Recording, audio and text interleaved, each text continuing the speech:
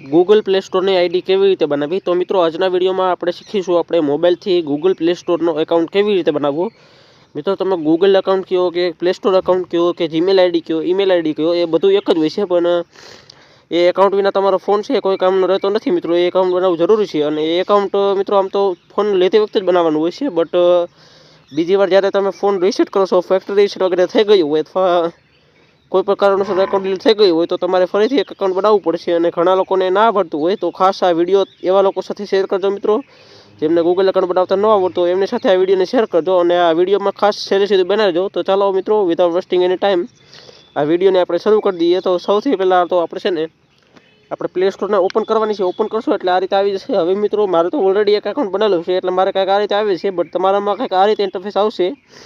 તો તમારે અહીંયા નીચે એક સાઇન ઇન લખેલું બટન છે, એમાં ક્લિક કરવાનું છે। ક્લિક કરશો એટલે આની કરશો ને તો આ રીતે ડાયરેક્ટ આવી જશે। હવે તમારે તમારા ફોનનો જે લોક હોય, જે લોકથી તમારો ફોન ખુલતો હોય એ લોક અહીં દઈ દેવાનો છે અને ત્યારબાદ તમારી સામે કંઈક આ રીતનો ઇન્ટરફેસ આવી જશે મિત્રો। હવે અહીંયા આગળનું પ્રોસેસ એકદમ સેમ છે। હવે મિત્રો અહીંયા તમારે નીચે એક ક્રિએટ એકાઉન્ટ નામનું બટન છે, એમાં ક્લિક કરવાનું છે। ક્લિક કરશો ને એટલે બે ઓપ્શન આવશે, for my personal uses and for work or my business. તો તમારે માય પર્સનલ યુઝવાળામાં ક્લિક કરી દેવાનું છે। ક્લિક કરશો એટલે કંઈક આ રીતે આવી જશે। હવે મિત્રો અહીંયા તમારે બે ઓપ્શન છે, ફર્સ્ટ નેમ અને લાસ્ટ નેમ, સરનેમ। તો તમારે અહીંયા તમારું ફર્સ્ટ નેમમાં તમારું નામ લખવાનું છે અને સરનેમમાં તમારી અટક લખવાની છે। અટક ઓપ્શનલ છે, તમારે લખવી હોય તો લખી શકો છો, ના લખવી હોય તો કંઈ વાંધો નથી, તમે નો લખશો તો પણ ચાલશે, બટ હું અત્યારે લખી લઉં છું। તો નેક્સ્ટ ઉપર ક્લિક કરી દેવાનું છે। ક્લિક કરશો એટલે તમારી સામે આવશે બેસિક ઇન્ફોર્મેશન ઓપ્શન। હવે અહીંયા તમારે તમારી જન્મ તારીખ આપવાની છે મિત્રો। અહીંયા પહેલા ખાનામાં તમારી જન્મની તારીખ લખવાની છે, આ બીજા ખાનામાં આવી રીતે સ્ક્રોલ કરી અને તમારે મહિનો સિલેક્ટ કરી લેવાનો છે। ત્રીજા ખાનામાં તમારે વર્ષ લખવાનું છે, તમારે કયા વર્ષે જન્મ છે।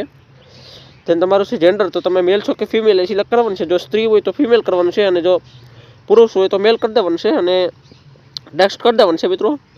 તો જેવું નેક્સ્ટ કરશો એટલે તમારી સામે કંઈક ઈમેલ આઈડીનો ઓપ્શન આવી જશે। અહીંયા ગૂગલ તમને બે ઈમેલ આઈડી પ્રોવાઈડ કરે છે ઓલરેડી, તમારે આમાંથી કોઈ રાખવી હોય તો રાખી શકો છો અને તમારી જો અલગથી ક્રિએટ કરવી હોય તમારી રીતે તો તમે કરી શકો છો। અહીંથી ક્રિએટ ઉપર ક્લિક કરી અહીંથી તમારે ક્રિએટ કરી દેવાનું છે। તમારે કોઈ પણ ઈમેલ આઈડી લખી અને અવેલેબલ હશે તો ક્રિએટ થઈ જશે, નહીં તો એરર બતાવશે એટલે તમારે બીજી આઈડી સિલેક્ટ કરવી જોશે। તો હું અહીંથી એક કરી લઉં છું પહેલાં કોઈ પણ, તો હું આ આઈડી સિલેક્ટ કરી લઉં છું। ત્યારબાદ આપણે નેક્સ્ટ ઉપર ક્લિક કરી દેવાનું છે। ક્લિક કરશો એટલે તમારે પાસવર્ડનો ઓપ્શન આવશે। હવે અહીંયા તમારે એક સ્ટ્રોંગ પાસવર્ડ સેટ કરવાનો છે મિત્રો।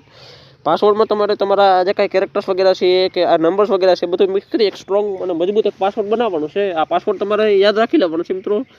જ્યારે પણ ભવિષ્યમાં ગૂગલ આઈડી ડિલીટ થશે તો તમારે આ પાસવર્ડની મદદથી તમે આને પાછી લાવી શકો છો। તમારે વાર ઘડીએ નવી આઈડી બનાવવાની જરૂર નહીં પડે। તો પાસવર્ડ લખીને તમે યાદ રાખી લેજો ક્યાંક અથવા ક્યાંક લખી લેજો કે બુકમાં કે લખી શકો છો, જેથી જ્યારે પણ પાસવર્ડ ભૂલાઈ જાય તો તમે એમાંથી જઈ અને લગાડી શકો છો। તો મિત્રો હું એક પાસવર્ડ લખી લઉં, ત્યારબાદ તમને મળીએ, ચાલો। તો પાસવર્ડ લખ્યા બધા નેક્સ્ટ બટન ઉપર ક્લિક કરી દેવાનું છે। જેવું નેક્સ્ટ ઉપર ક્લિક કરશો એટલે આ રીતે આવી જશે। હવે અહીંયા નેક્સ્ટ ફરીથી નેક્સ્ટ કરવાનું છે, તેના ઉપર સ્ક્રોલ ડાઉન કરી અને અગ્રે ઉપર ક્લિક કરી દેવાનું છે। ક્લિક કરશો એટલે તમારો જે ગૂગલ એકાઉન્ટ છે એ બની તૈયાર છે અને હવે તમે આનો યુઝ કરી શકો છો। તો મિત્રો આજના વિડીયોમાં આટલું જ। વિડીયો પસંદ આવ્યો હોય તો વિડીયોને લાઈક કરજો, ચેનલ ઉપર નવા આવ્યા હોય તો ચેનલને સબસ્ક્રાઈબ કરજો, કારણ કે આવા જ વિડીયો આ ચેનલમાં આવતા છે। તો thank you for watching, bye bye.